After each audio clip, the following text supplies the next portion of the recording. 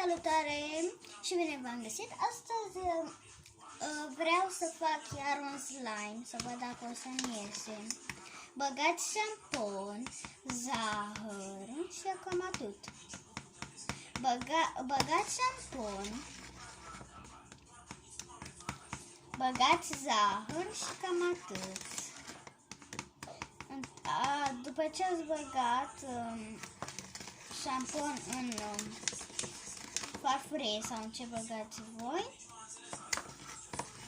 amestecați, băgați zahărul, se face.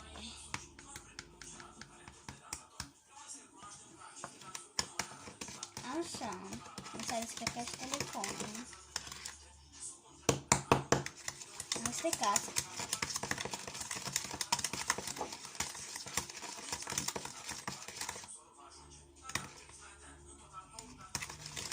Amestecați foarte bine, să nu băgați așa de mult zahăr.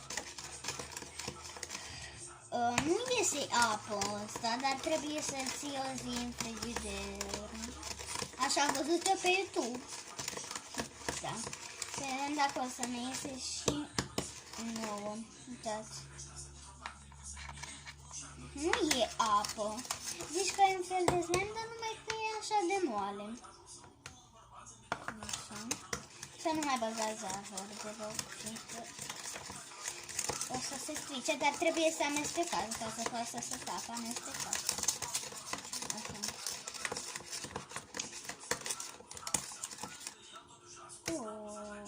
Da.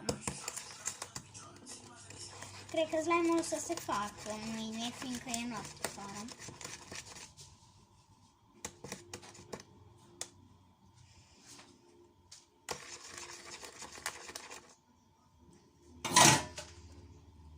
Așa.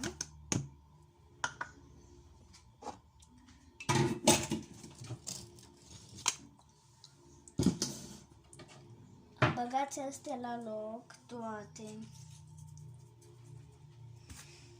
Te bat de te spargi!